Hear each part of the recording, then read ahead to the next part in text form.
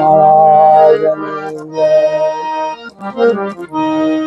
સર્વ સંતોની જય.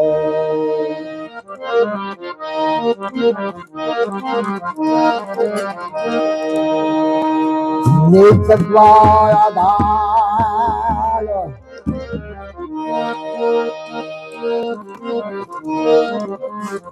રાધી કમલ છે માલ, સુન શિખર પર શ્યામ બિરાજે. હું મારા સદગુરુ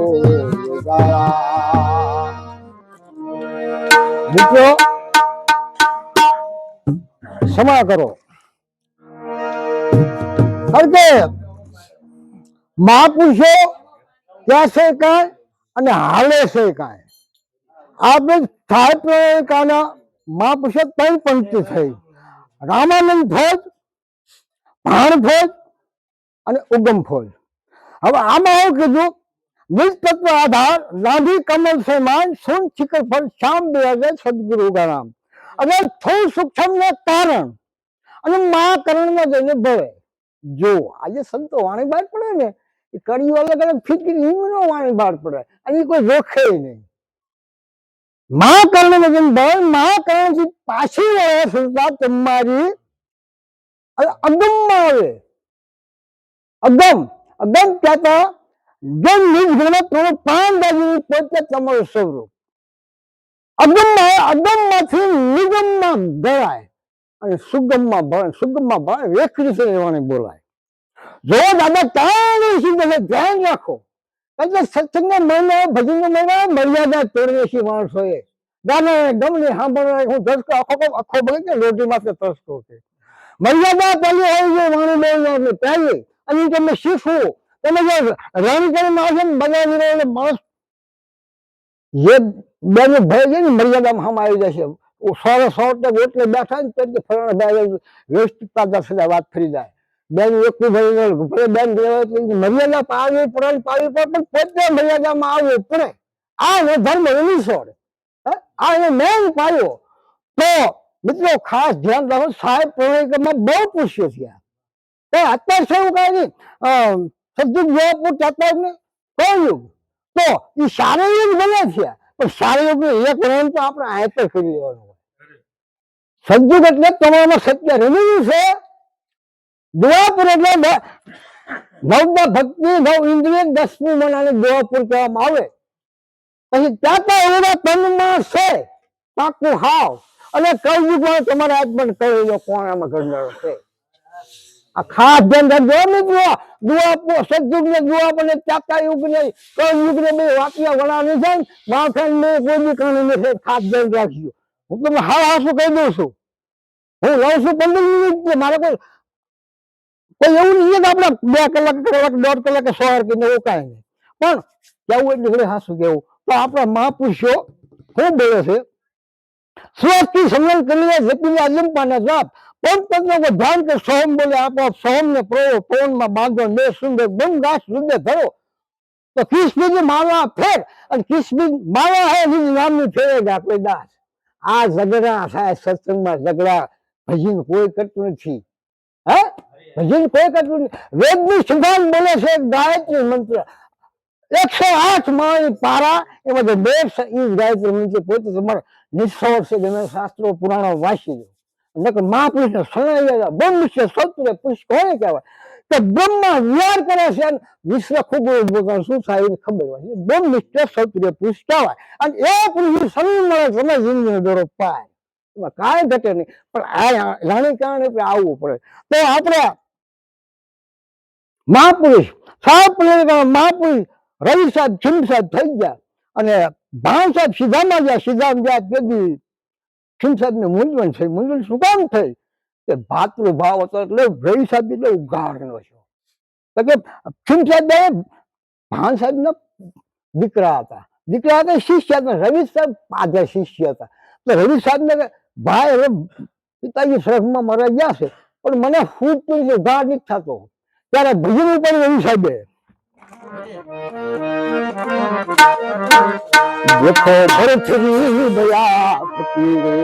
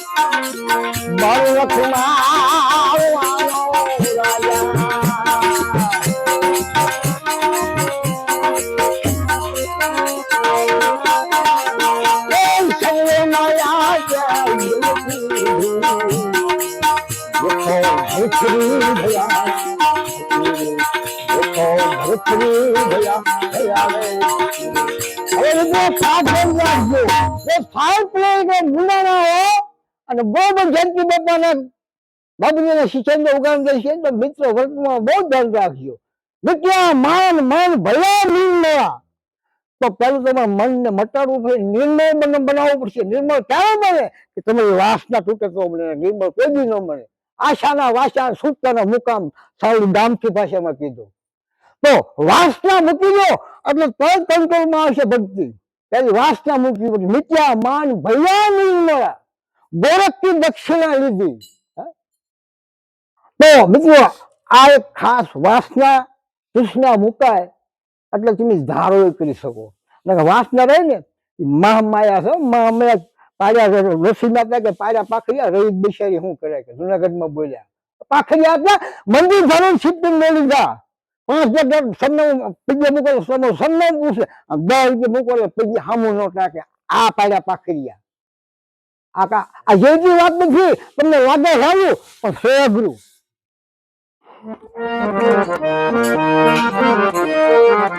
નાથ ને વાયા ભૈયા દિયા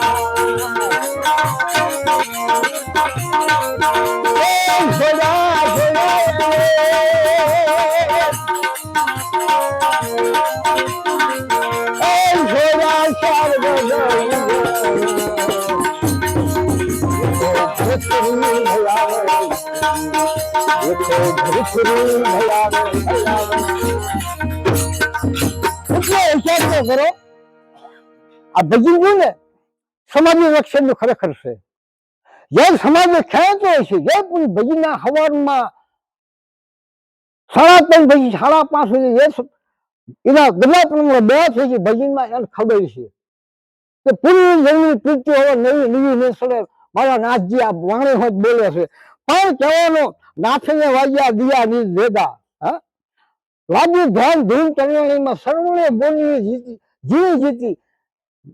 જયારે ગુરુ મહારાજને પોતાનું તન અર્પણ કર્યું, મન અર્પણ કર્યું, ત્યારે પછી આનંદનો ભેદ બતાવ્યો. આજે આપણે શું કહીએ છીએ? ગાયત્રી મંત્ર બોલશી, ગંગા સતી વસન બોલ્યા, સંતો દાદા મેકરણ જી નામ બોલ્યા, બરોબર. અલગ અલગ ભાષા પ્રમાણે વસ્તુ એક ને એક છે, પણ નાથને વાગ્યા દિયા નિજ, આપણે ભેદ બતાવ્યો. નાથને વાગ્યા દિયા નિજ ભેદા, સર્વને મોનવી જીવી જીવી જીતી. હવે તમે લક્ષ્ય જે ખેલાતા ખબર છે અવાજમાં જ આવે. નકર તમે રાખો તો કરવું હોય ને તો અવાજ ન સંભળાતો હોય તો કાનમાં બે કરું ના બીજું હાડા મળા વગર બાદ પછી અવાજ આવશે તો તમે સમજાય છે ને સમજે. આ નિયમ કોઈ સંતોએ રેંજી ખેંચી વાતું નથી કરી, પણ મનના આધીન સમજાતું નથી. ના વાંધો છે, આ સમાજની લક્ષ્મી ભજન છે. પણ ખીમ સાહેબ ને રવિ સાહેબ સમજાય હે ભાઈ ગુરુભાઈ આવું નથી, તું જે માની રહી કાંઈક બીજું નોખું છે, આવું બરોબર ધ્યાન દે. એ વખતે ભજન બોલાવતો દેખો ભરસી આ થઈ ગયો વાણો મારવાનો ધણી રાત છોડીને કે નીકળી જાય. શું ભલા મને ગોટા વળે છે.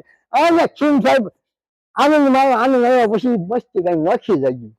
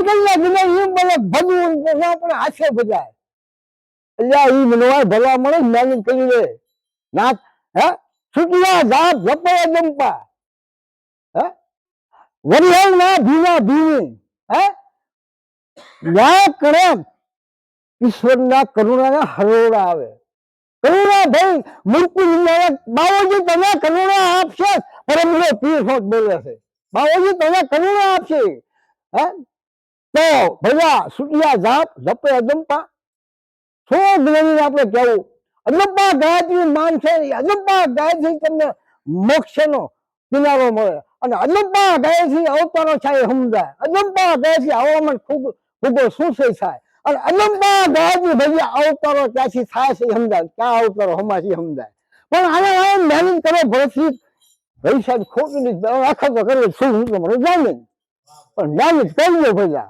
હું તમારું જામીન પણ મહેનત કરજો જ્ઞાન વગર મહેનત કઈ નહીં થાય તો છૂટિયા જાપ જપે અજંપા વરિયાળ ભીના ના ભીના ભીની હા તો કે જય સરાસર કિમ સાહેબ કે ન સમજાય વસ્તુ શું છે કે ભલાનો સારો મોડો પડી જાય છે તો કોનો બાળક છો કોનો શિષ્ય છો શું સંપ્રદાય છે साहब किसी का बाप से बेटा किसी का बेटा होकर के साहिब ने આપણે એમાં બહુ સંતોષિયા આ તું એમાં સંતોષ જો દાદુ રામદેવજી મહારાજ ત્યારે નરસિંહ મહેતા મીરા અરે આમાં બહુ સંતોષિયા અને બધાની શરીર એક જ છે જોઈ જોજો ખોળે ખોળે જોજો પછી તો ભાગ પડે કોઈ કઈ આવેલો મારે કોઈ કઈ આવેલો મારે પાણી એકનું એક છે ખાસ ધ્યાન રાખજો પાણી એકનું એક છે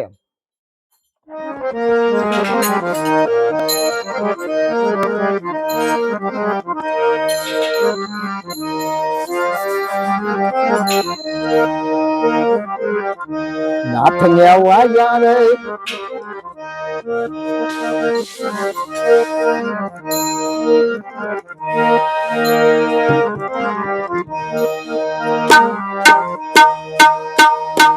नाथ ने वजाया भेदा